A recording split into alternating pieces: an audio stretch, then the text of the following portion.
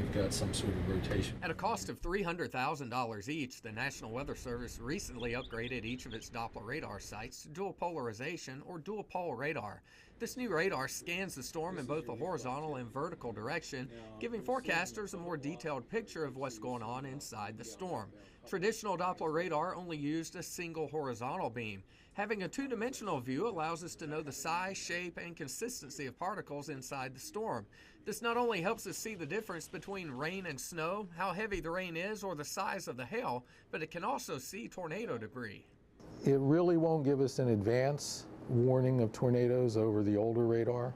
What it will do, though, is allow us to see a debris signature, which pretty much confirms that there is a tornado on the ground. Unless that tornado is in the Augusta area. The one feature that the tornado debris signatures, those will be dependent on the strength of the storm, and the further away you get from the radar, the less likely they're going to be lifted high up in the atmosphere to detect.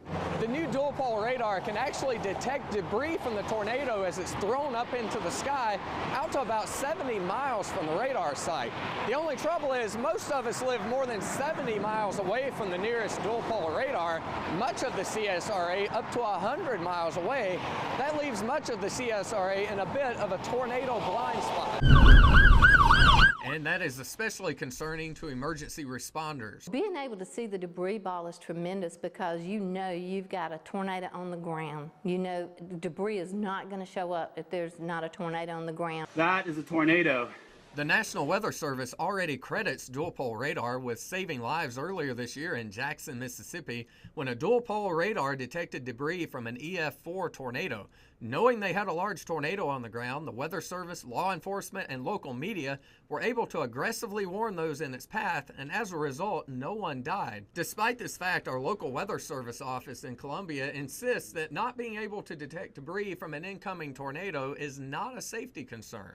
It will not allow you to issue a warning for a tornado any better than the existing technology. We usually know well in advance of seeing a debris ball whether we're expecting a tornado to form out of that storm.